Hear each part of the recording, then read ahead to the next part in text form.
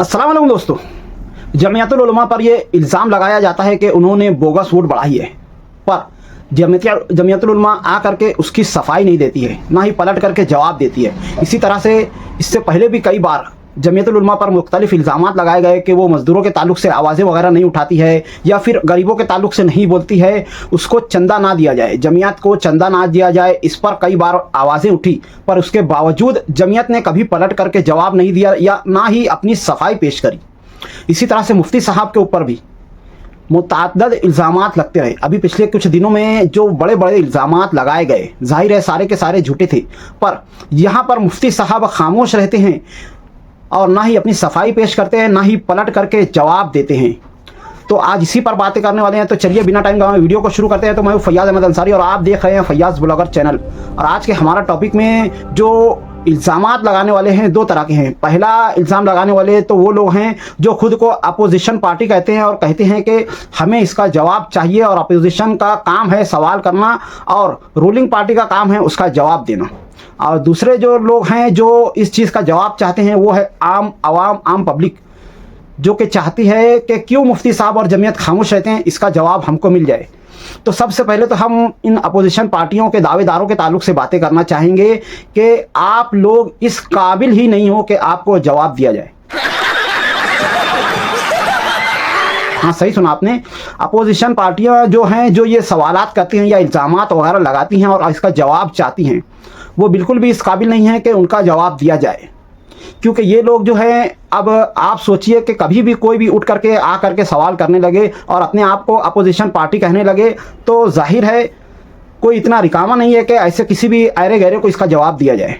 और बहुत सारी ऐसी पार्टियां भी हैं जो बहुत बड़ी बड़े जलसे करते हैं, बहुत बड़ी बड़ी गर्दियां करती हैं और उसके बाद इस तरह के इल्ज़ामात लगाती हैं और वो जवाब चाहती हैं। तो इनके ताल्लुक से मैं यही कहना चाहूँगा कि आपके इस झूठे बड़े बड़े और पैसे की जमा हुई पब्लिक से आवाम को या फिर जमियत को या मुफ्ती साहब को ये नहीं लगता है कि आप इस लायक हो, इस काबिल हो कि आप अपोजिशन बन सको। क्योंकि आप लोग पैसे डाल करके, पैसे दे करके अपनी वोट हासिल की हो। आपकी पॉकेट वोट कितनी है पब्लिक को भी पता है और जमियत को भी पता है और हमारे एमएलए साहब को भी पता है और सारे शहर को पता है कि इनकी पॉकेट वोट मुश्किल से 10-12 हज़ार ही है। और ये वही लोग हैं जो इनके पैसों पर पीते खाते हैं या बोगस वोटें डालते हैं। बाकी सारी के सारी इनकी वोटें जो है सब के सब नकली हैं, पॉकेट वोटें या बोगस हैं। तो जाहिर है ये कभी भी इस लायक नहीं है। इस वक्त अपोजिशन में मैं समझता हूँ कि सिर्फ और सिर्फ एक पार्टी है जो सही तरीके से अपोजिशन का दावा कर सकती है, और वो है एजाज बेग साहब की पार्टी। अगर वो इस तरह के कोई सवालात करती है तो हाँ, रूलिंग पार्टी का जिम्मा बनता है कि वो इसका जवाब दे। और इसी तरह से आम पब्लिक के ताल्लुक से मैं ये कहना चाहूँगा कि जो आम आवाम है, जो ये जानना चाहती है कि इतने बड़े बड़े इल्ज़ामात वगैरह जो लगाए जाते हैं, इस पर क्या किया जाए, तो आम पब्लिक को मैं ये जवाब देना चाहूँगा कि अगर आपके मोहल्ले में आधी रात को कोई नशाखोर दारू पी करके चिल्लाने लगे, आवाज़ें करने लगे, तो क्या मोहल्ले के सारे लोग, सारे बड़े हजरात उसके सामने खड़े होकर के उसके हर सवाल का जवाब देंगे या उसके इल्ज़ामात की सफाई पेश करेंगे? बिल्कुल नहीं। क्योंकि सबको पता है इसकी वो औकात नहीं है कि मोहल्ले के सरकर्दा अफराद आ करके इसके सवालात का या इसके इल्ज़ामात का जवाब दे सकें।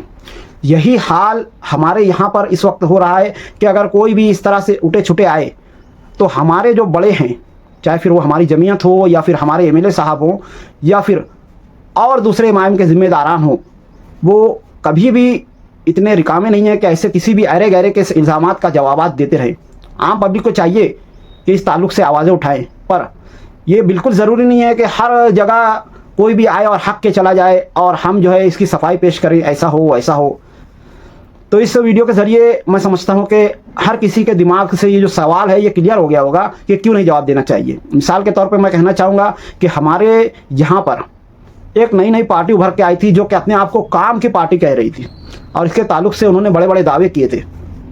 और जब जमियत पर ये इल्ज़ाम लगा तो उन्होंने खुद भी इस ताल्लुक से जो है जमियत की हिमायत में आवाज़ उठाई और ये कहा कि जमियत को इस बारे में बोलना चाहिए, वो नहीं बोल रही है तो क्या हम बोलेंगे। और ये कह करके उन्होंने जमियत की हिमायत की और बाकायदा इल्ज़ामात लगाने वालों पर तरदीद भी की कि उन्होंने ये गलत इल्ज़ाम लगाया, इस तरह से जमियत पर इल्ज़ाम लगाना नहीं चाहिए। और हुआ क्या, अभी कुछ दिनों ही पहले वो खुद जो है इन्हीं पार्टियों से उन्होंने अपनी साजबाज कर ली और अपने गठबंधन जोड़ लिए। यानी ये साफ हो गया कि इन्हीं पार्टियों ने जो है मोहरा बना करके उसको लगाया था ताकि किसी भी तरह से उठ करके जमीयत इस पर आवाज़ें उठाए और शहर का माहौल ख़राब हो और इनकी बातों में कुछ सच्चाई है ऐसा लगे और पब्लिक इन बातों पर ध्यान देना शुरू कर दे। पर अल्हम्दुलिल्लाह ऐसा कुछ भी नहीं हुआ। जमीयत को कहो या हमारे मुफ्ती साहब को कहो, हमारे एमएलए को कहो या फिर एमआईएम के जो बड़े जिम्मेदारान हैं असदुद्दीन अवैसी वगैरह, ये अच्छी तरह से जानते हैं कि इन भौंकने वालों पर तवज्जो देना मतलब इन मसाइल को बढ़ावा देना है और इसीलिए ये लोग खामोश रहते हैं। तो आज की वीडियो के बारे में आप लोगों का क्या ख्याल है कमेंट में ज़रूर बताएं। मिलते हैं अगली वीडियो में, तब तक के लिए खुदा हाफिज़। अस्सलाम वालेकुम रहमतुल्लाहि व बरकातहू।